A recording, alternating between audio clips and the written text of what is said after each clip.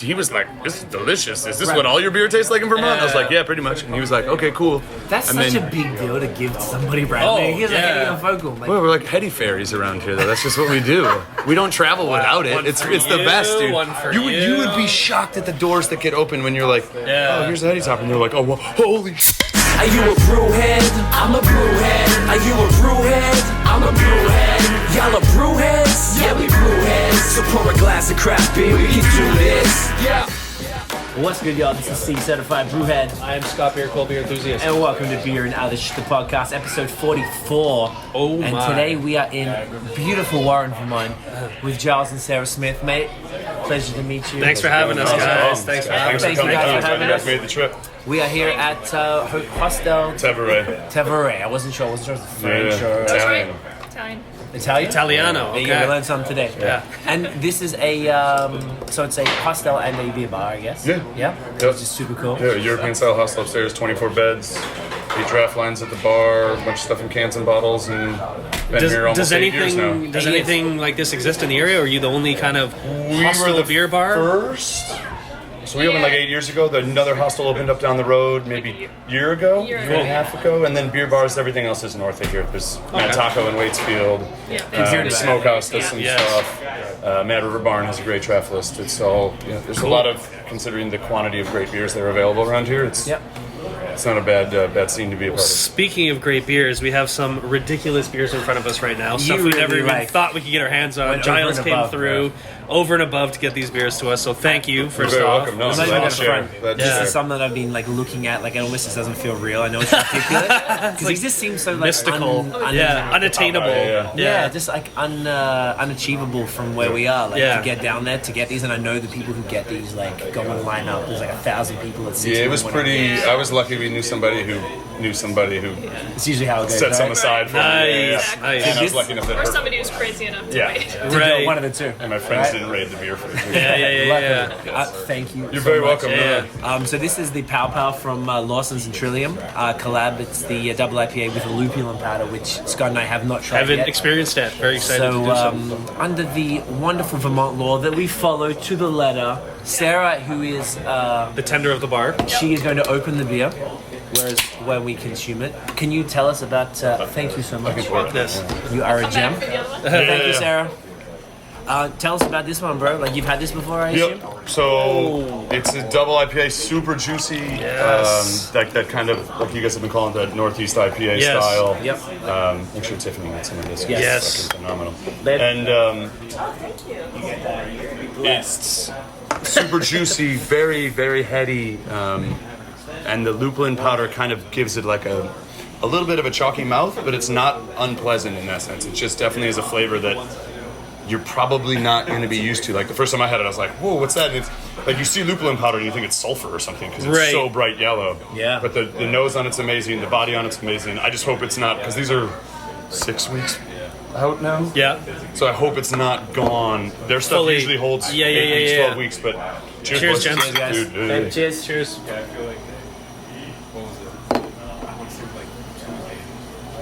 Oh yeah. Have mercy. Wow. See what I'm talking about with that? It's a little bit like, it's not, I can get that chill. Wow, it's like Yeah. so dry. Like Way just drier than I like thought. bones out. And, Oh. yeah, it's super. and creamy and like that mouth Has feels this insane. has this changed from? It's a little bit less full mouth.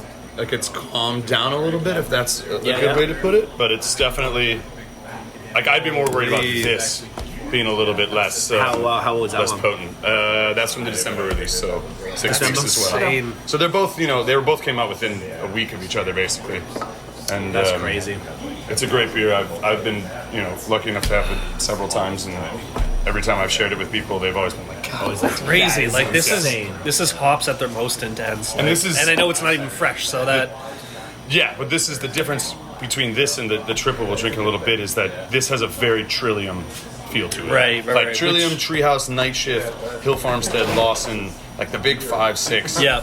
Fiddlehead. They all have like this unique flavor profile that is like unique to their beers and all of their beers, whether it's because of the way they're treating the water or the water that they're using or whatever. But there seems to be something where you have a Trillium and you're like, oh yeah, that's a Trillium. Or you have a Treehouse and you're like, oh yeah, of course that's a Treehouse. Right. And it's not, it doesn't matter what style they're putting out, it doesn't matter if it's IPA or pale or saison or whatever, it's. I'm wondering, would that be the yeast then? Are you using a specific Vermont Honestly, style I don't yeast? brew beer. You guys are the brewers. Right. I just sell it and slang it. And I sell it. You sell it and drink it and appreciate this, it. This style is just so foreign to us in that like Canadians just don't make anything like this. in terms of like a Northeast. Yeah. No, they do, but like We've started, but this it's is like the OG stuff. Yeah. Like, this is from the Northeast. Like, Yeah. When whatever any other area, even like something like Monkish, at the end of the day, they're just mimicking a style. And I mean, I'm sure they do it well, but being that like I don't know who originated. Maybe you could speak to that more. But I always feel like what we get is just not.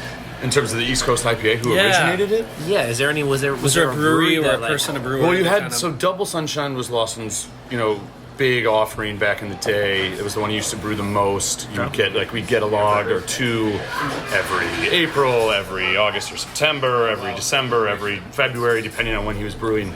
And since he's moved the canning operation down to Two Roads, he's been doing a lot less small batches up at the Warren Brew House, which is fine. I mean, the stuff he does put out is always amazing, and it's kind of one of those you only have so much time in the day. But he's been focusing on a lot of collabs and things of that nature as well, hence the pop-up. Yeah. But the Double Sunshine was kind of like at least for us, was our foray into the double IPA, the East Coast style. Yeah. And then, of course, you had Susan from Hill Farmstead, which was his flagship IPA. Okay. And then Edward, which is also, his flagship pale. And I think that's just like an ABV thing, the difference between the Edward and the Susan. I mean, Right. The Essentially flavors the are same almost. beer, yeah. It's not the same, but it's so close that it's enough. one of those. Is it the same style or is it a pale because it's less alcohol? One of those. We're actually just discussing that on the way here. Like, Yeah. what is the actual difference Yeah. between sometimes you drink a pale that kind of tastes more like an IPA and vice versa. Yeah. It's more hop forward instead Right. of like the Belgian kind of fruitness or whatever it. you want to call it. Yeah. Yeah. So Okay, so so maybe you're saying Lawson's might be the double originator sunshine of was like the big, most sought after. for a while. And it's still, Yeah. I know we'll get to this in the lightning round if we ever make it that far. We'll make it that far. in the bar. But like that's the desert island beer. You could have that Nice. fresh. People are like, wait, how good is it? And you're like, on draft, it is second to none. It's like drinking a 96 Barolo from Gaia or something. That you're like, how many bottles were made? Oh yeah, shit. Like, and that's Well, here's the that question right? then: should these beers are they better drank from tap or from bottle and can? almost always on draft. Draft, Almost okay. always Okay. draft because there's something. I think, just having been doing this, 8 years now here, there's something lost in the bottling process. And I don't know if it's because you have less of a volume in a smaller container, so you Right. have less of the flavor like mixing in on itself. That makes sense. But with tap, you had it fresh on draft. Yeah, so we had right? triple Always. on draft like 3 weeks ago, Right. and it was Just phenomenal. sells like hotcakes, I'm assuming, so you don't have any problem almost getting line rid out of the it. door sort of Yeah, stuff. yeah. You had what on draft, sorry? The triple sunshine. Yeah. No, triple sunshine. The triple play we have on draft, Yeah, which with we're going to draft get as to well. Yep. after. And then we've triple got sunshine. Yep, and we also have the 2014 So we- Fayston Maple that I was telling you guys. Which we're going to get to that as Yeah. well. So we only ever had, we got the last trip I came here, we got the Sip of Sip of Sunshine. Sunshine, Yep. so the OG. The cans. The That's cans. not the OG. That's when SIP was created After. he went down to Two Roads and started brewing down there. Right. Because the volume, the size of the batches was such an increase that obviously the recipe had to be altered slightly here and there because of being able to get that amount of hops and the other ingredients involved. I just And the always water's assume they start with the water's single and go different. to the double. No, I guess. so Yeah, the double yeah, was yeah. the original. Okay. The double was the OG. The double is. No way. That's what I'm saying. Yes. That's the original. SIP didn't come along until 2013, maybe 2012. And what year was the double? 2008, 2007. Oh, way before. Like he was in the game in this Home Brewers Association long before he was distributing and doing whatever. And there's several other guys who live down here who also brew home style that are good friends of his that are in the group that also brew crazy good beers. They just never went through the process of getting the licensure Right. and doing all the steps Do that. to make it into like the kind of game of selling beer. Okay. So do you think that this dude was like ahead of his time as far as like starting brewing this style and then moving on, or do you think that like he kind of just happened to predict the trend, or was it just like coincidence? I mean, it Was had it- kind of have to be a product of all of those things. The better question is like who was like, let's make the juiciest, hoppiest IPA we can get, Yeah. and what hops are going to produce that. And that's Yeah. like you saw the Citra craze. Was that, Yeah, 3 years yeah, ago. yeah. And then you had like 5 years ago, you had all the New Zealand hops that were coming Right. over, and 6 Point put out that whole series of rotating New Zealand hops that they were getting. So, yeah, the origin of it, I would be interested to see. It's probably going to go back to John and Jen Kimmich, though, back at the Alchemist Brew Right. Pub. before the Back in the cannery. day, right. So back in the day, and that opened in like 03, I want to say, which means they were definitely one of the forerunners in the style. I mean, the Heady Topper was there Yeah. as of 03, 04. So Yeah. I'm guessing that to be them would be the original, like, because Hill wasn't around at that point. He was either in Denmark brewing or Norway brewing and doing his training over in Europe.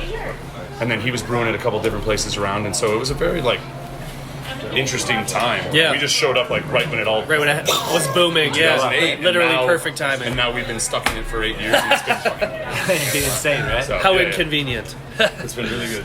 No, handle Yeah, what do your you thing, gotta man. handle. Yeah. So it's going to be a bit back and forth. Giles is actually literally tending the bar as we're doing this, so we arrived a little late. as it gets. Okay. But it's kind of fun. Dude, this is insane.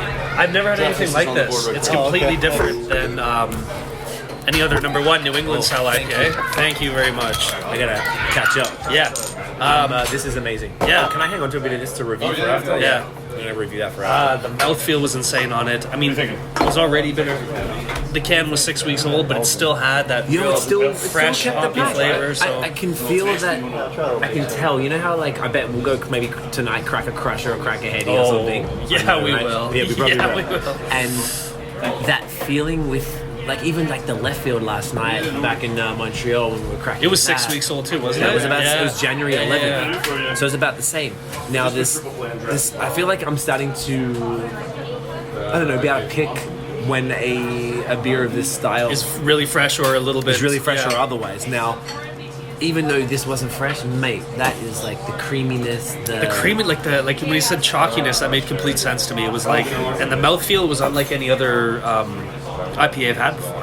So the next one we're about to do, we can probably. Oh, yeah, we'd like to serve it, right? We can just serve in these four here. Yep. The Triple Sunshine from Lawson. So we've had, like you said, we've had the sip of sunshine, as we did in the Versus video, where we did actually feel that the Mastermind Yes. was superior. So this is the Triple Sunshine. So this is, I guess, a triple This is IPA. big, man. This is 10.5%. So this is about as strong as you can get until it starts getting like aggressively boozy, which is why we're only pouring ourselves Little samplers. Right under the gun. Hey, look at that! Cheers, Cheers, just in time. Cheers, guys.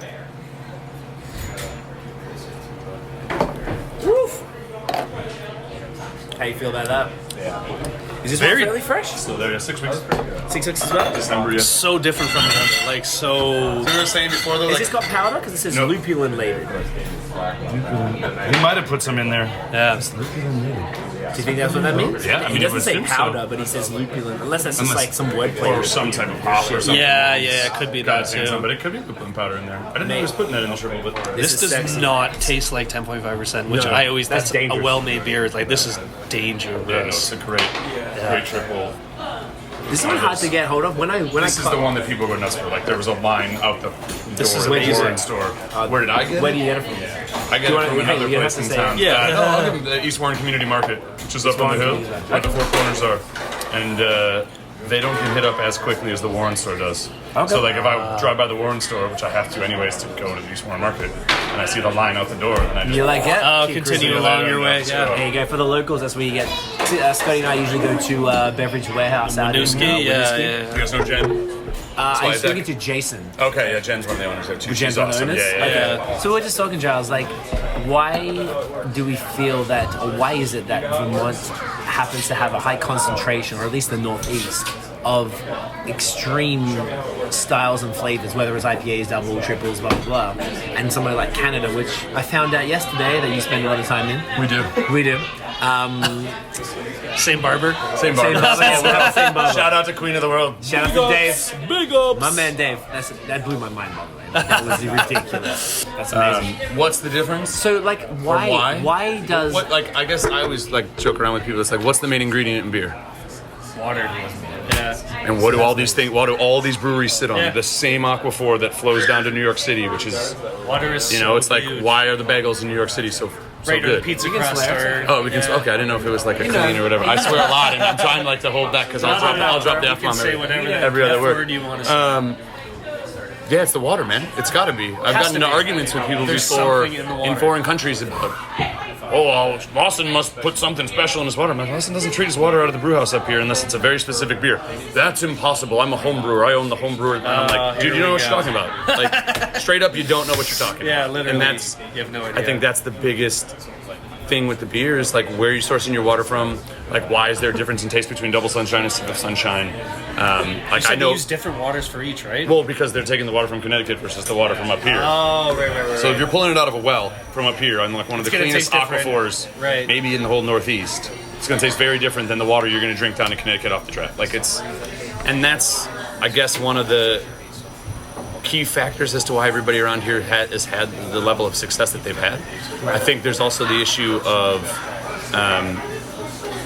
people treating their water in different ways, whatever. We had a guy who homebrews who got the double sunshine clone, which I think you can still find online, the recipe. Nice. And he used to grab 5-gallon buckets of water from me here and go down and brew it. Use the actual water from here. Yeah, because we're on the same stretch. Genius. And his clone from his water to his clone from our water is night and day. Really? And it's like pretty close. Pretty close. Yeah. Obviously, he doesn't give the whole recipe, and there's some things missing or whatever. Right. The difference just in the water, he said was totally crazy. I guess mineral content has a big impact. I agree with that, too. but I feel like there's something else. I feel like there's something missing. That why is it like? Because we're just saying now, just if we came back, that like Canadians, why is the palate a little like?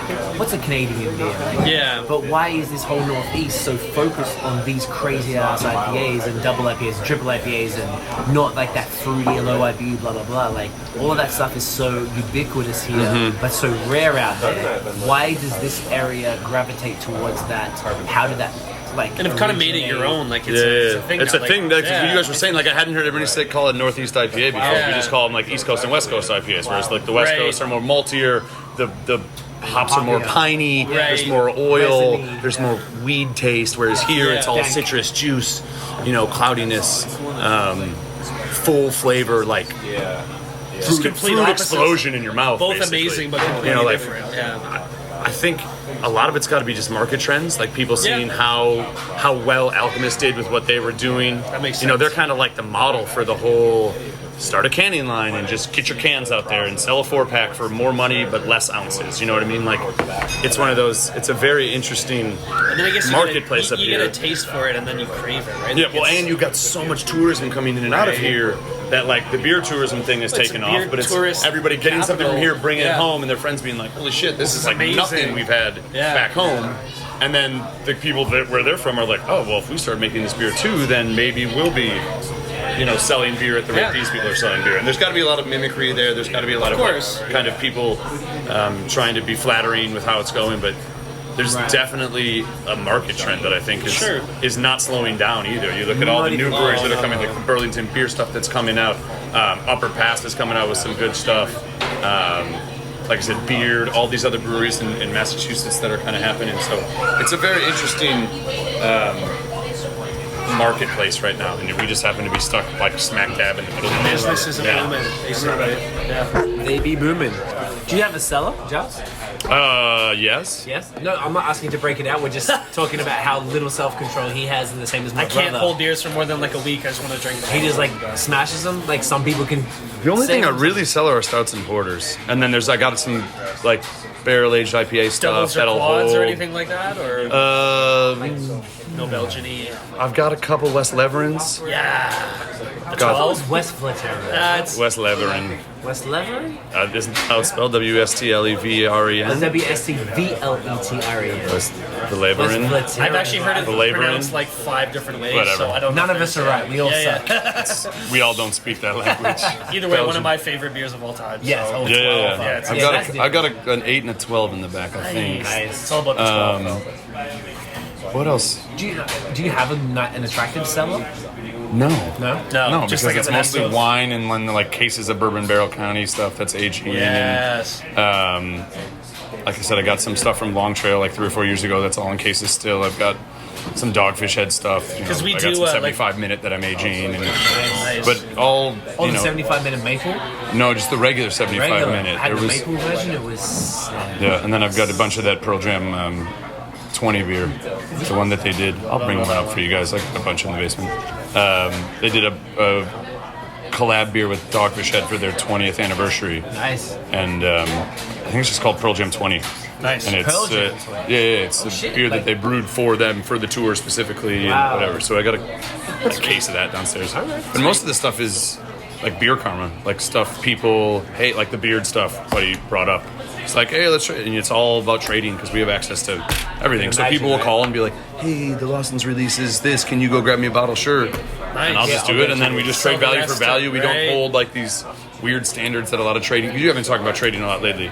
Like around here, everybody, I shouldn't say everybody, most of the people I trade with, it's dollar for dollar. It doesn't matter how rare it is or what limited batch it is. It's That's like, how it should be. no, it's like this. I paid $19 for this bottle. You paid $27 for that bottle, so I owe you an $8 worth of beer. Yeah. And you just kind of, and I've got guys who come up with a bunch of stuff from Cantillon. Nice. And they'll trade me for maple stouts from Lawson's or triple, the maple triple, the one that they always win silver medals at the World Beer Cup for. Right. And it just makes it really fun and easy and not pretentious, and there's no beer holes involved, and it's all like everything's chill. It's a very nice, like you were saying, a lot of here, everybody wants to share and everybody's super chill about it, but there's also a kind of level of like we just have access to it, so why not? Why not? Why not? Absolutely. Exactly. Let me hook you up. Exactly. I send beer to people all the time, and they're like, "What the?" Like the Trevor Valley, who was on the Joe Rogan podcast, the paleontologist guy. Yes. So he's a big beer head. Right. And I was like, "Dude, that podcast was awesome." And I sent him 2 headies and 2 focals, and he was like, "Why are you sending me beer?" And I'm like, "Because that was an awesome podcast. Who cares?" Thank you. Like, you guys can't get this shit. And then he happened to have like beer tasting that night, and all his friends were like, "Where the fuck did you get those?" Because you can apparently sell heady on the black market there for like $50 a can. And, yeah, the LA market. Glad I guess we is- picked up a few today. Yeah. So the social. So make sure this place is called Hostel Tevere. Hostel Tevere. And we're on it. That's you, Giles.